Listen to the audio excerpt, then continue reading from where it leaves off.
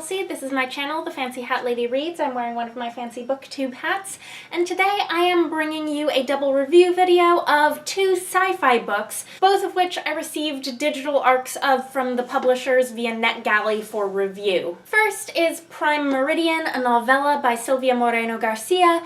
She crowdfunded this, and it is self-published. The official publication date on this book was in December, which is when people who backed the crowdfunding effort got their copies, and for the purposes of awards nominations and such, it is a December release.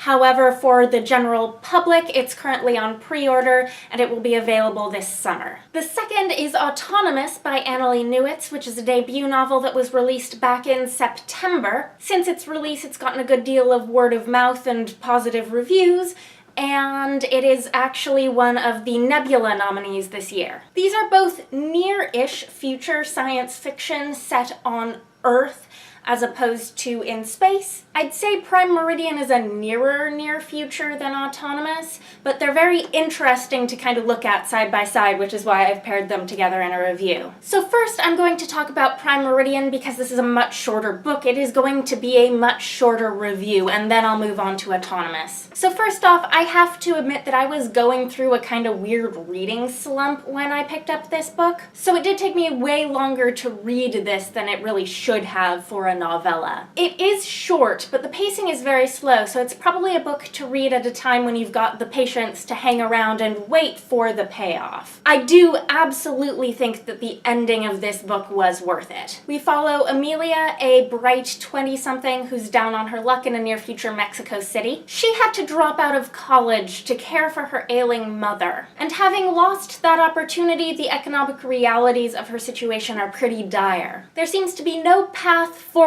to a respectable career for her anymore, and yet she can't let go of her long-standing dream of emigrating to a colony on Mars. Amelia's interactions with a variety of people in her social orbit form the core of this novella. Most notably, two clients who hire her through an app that she uses to offer her services as a professional friend. The first is an elderly former actress named Lucia who hires Amelia to watch her old films with her, including one of them that is a terrible, campy space flick set on Mars. The second is a super wealthy ex-boyfriend of Amelia's who dumped her at the request of his father and has now found her again through the Friend app. He's a pretty useless human being, but Amelia allows herself to be dragged back into an ill-defined sexual relationship with him, more out of economic desperation than anything else. Though distant at the start, Lucia ends up gradually revealing some more of her own life story, and there's this through line involving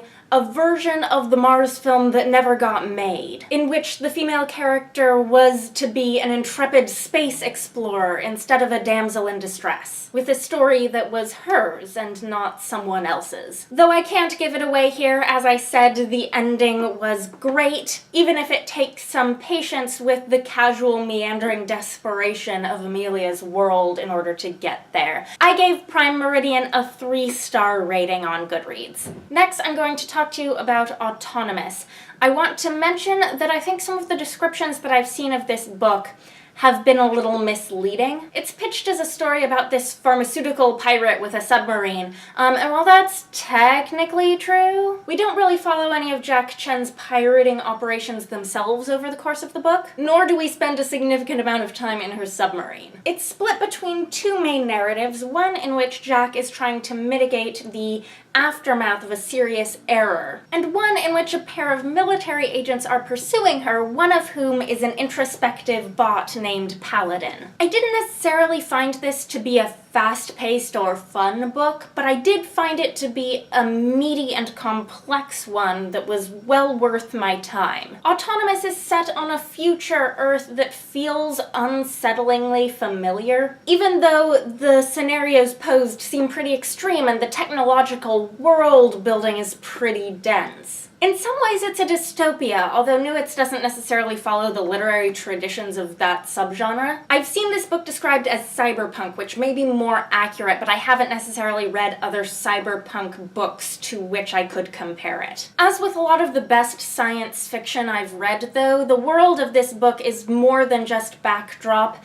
it's kind of the whole point. And Newitz gradually reveals more and more facets of her world deliberately right up until the end. You're still learning new things about this world throughout the entirety of the book. One of the most appealing aspects of Autonomous for me was its focus on the lives and careers of scientists, and their struggle to determine what good science really means and how to pursue it in a world that is dominated by corporate interest. Jack pirates drugs by means of reverse engineering them, with the goal of providing medical treatment to those who can't afford patented medications. But she funds her operation by selling recreational and productivity drugs as well. We begin with Jack's discovery that a batch of a drug called Zosity that she has pirated is having dangerous side effects, causing workers to become fatally addicted to their jobs. The pharmaceutical company that developed Zosity is clearly breaking the law with this drug, but Jack understands that her role in distributing it more broadly